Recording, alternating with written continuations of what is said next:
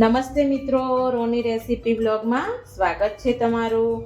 તો આજે આપણે ગુજરાતીઓ લોકોનું ઓલ ટાઈમ ફેવરેટ એવું કેરીનું અથાણું બનાવીશું, ગોળ કેરીનું।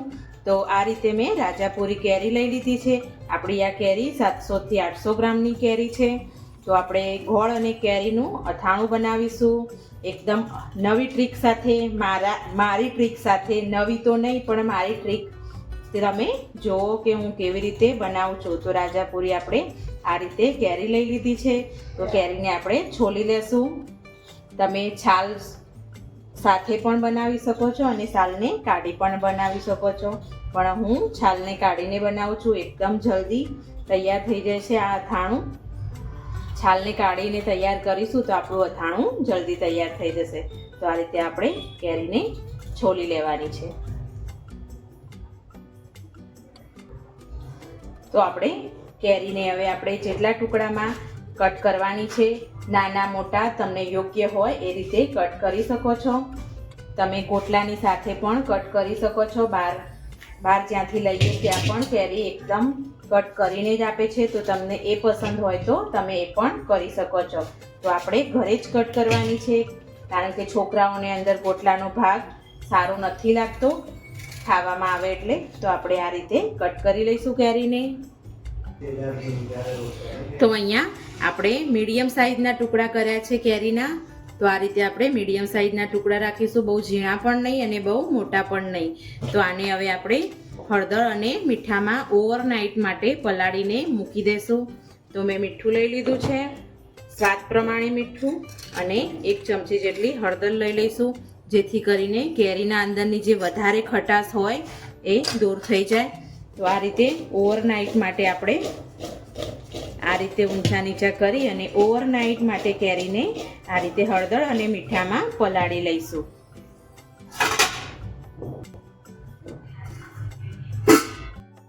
તો આપણા અથાણાને મસ્ત એવા 24 કલાક થઈ ગયા છે પલળતા, એકદમ મસ્ત એવું પાણી છૂટું પડી ગયું છે। તો આ રીતે આપણા કોઈ બી કાણાવાળા વાસણમાં લઈ અને બધા જ પાણીને નિતાળી લેશું। જો આ રીતે બધું જ પાણી નીકળી ગયું છે। તો અહીંયા આપણે હવે આને એકદમ કોરા કરી લઈશું, અને આ પાણીને આપણે ઢોળી નથી દેવાનું। આમાં આપણે ચણા મેથીનું પલાળી અને અથાણું બનાવવાનું છે। તો આ પાણીને આપણે સાઈડમાં મૂકી દઈશું। અહીંયા નીચે આપણે પેપર લઈ લીધું છે અને ઉપર કોટનનું વ્હાઈટ કલરનું કપડું લઈ લીધું છે। કોઈ પણ ચોખ્ખું કપડું તમારે લઈ લેવાનું છે, અને બધાના ટુકડાને એકબીજાને ટચ ના થાય એ રીતે પંખાને નીચે આપણે કોરા કરી લેવાના છે।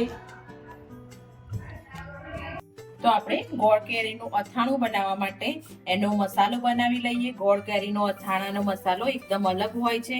તો અહીંયા મેં રાઈના કુરિયા લઈ લીધા છે, જે આપણે અડધોએ નહીં અને અડધા કપના છે, કારણ કે આપણો કેરી 500 ગ્રામ જેટલી છે, એટલે આપણે એ પ્રમાણે લેવાના થશે। અને જેટલા રાઈના કુરિયા હોય એનાથી અડધા પાછા આપણે મેથીના કુરિયા લઈ લઈશું। જેટલા રાઈના હોય કુરિયા એનાથી ઓછા પ્રમાણમાં મેથીના કુરિયા લેવાના, અડધા પ્રમાણમાં। અને અહીંયા મેં 1 ચમચી જેટલી વરિયાળી લઈ લીધી છે। વરિયાળીને થોડીક એવી આપણે હાથ વડે આ રીતે મસળી લઈશું। એકદમ વરિયાળીનો ટેસ્ટ મસ્ત લાગે છે। અહીંયા 1 ચમચી જેટલા મેં ધાણા લઈ લીધા છે। તો ધાણાને આપણે થોડા એવા મસળી લઈશું। જો તમારી જગ્યાએ આની જગ્યાએ ધાણાના કુરિયા મળતા હોય તો તમે કુરિયા પણ લઈ શકો છો। અહીંયા મેં લીધા છે મરિયા લીધા છે, 15 થી 20 નંગ જેટલા મરિયા છે, અને સ્વાદ પ્રમાણે મીઠું। અને અહીંયા આપણે હવે એડ કરીશું 2 થી 3 ચમચી જેટલું ગરમ કરેલું સિંગ તેલ, અને અહીંયા લાલ મરચું નાખીશું આપણે 2 ચમચી જેટલું। આ બધા મસાલાને આપણે સરસ એવો મિક્સ કરી લઈશું। તો અહીંયા આપણે સરસ્યું વધારે ગોળ કેરીના અથાણામાં એડ નહીં કરીએ, એ રીતે બનાવીશું આપણે, કે આપણે તરતું નથી રાખવાનું। એટલે આપણે 100 ગ્રામ જેટલું સરસ્યું લઈ લીધું છે। તો આપણો મસાલો પણ બનીને રેડી થઈ ગયો છે, અને આપણે જોઈએ તો આપણી કેરી પણ તો જોઈ રહ્યા છે આપણે હાથ અડાડીએ તો એકદમ ડ્રાય થઈ ગઈ છે કેરી। તો આપણે મસાલો અને કેરી બંને એક વાસણમાં એડ કરી લઈશું। તો આપણી 500 ગ્રામ જેટલી કેરી હતી, અને આપણે બધો જ મસાલો અંદર એડ કરી દઈશું. એકદમ સરસ બહારના કરતા પણ ઘરે જોરદાર એવો મસાલો બનીને તૈયાર થાય છે.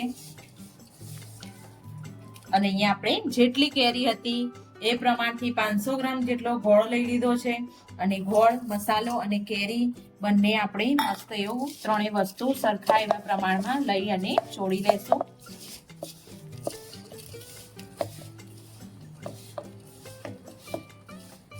ગોળ ઓગળશે એટલે આપણું અથાણું મસ્ત એવું તૈયાર થવા લાગશે.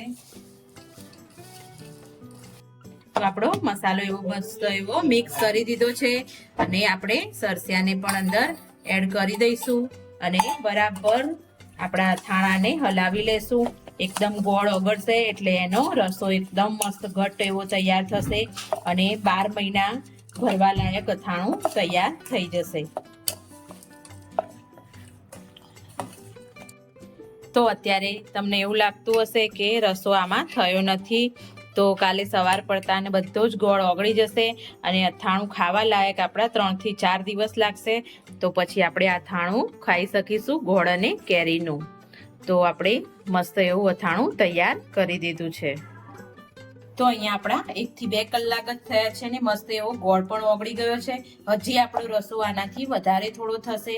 જેમ કાલે દિવસો થશે 2-3 દિવસ એમ એકદમ બધો ગોળ ઓગળી જશે, એમ મસ્ત એવું આપણું અથાણું તૈયાર થઈ જશે.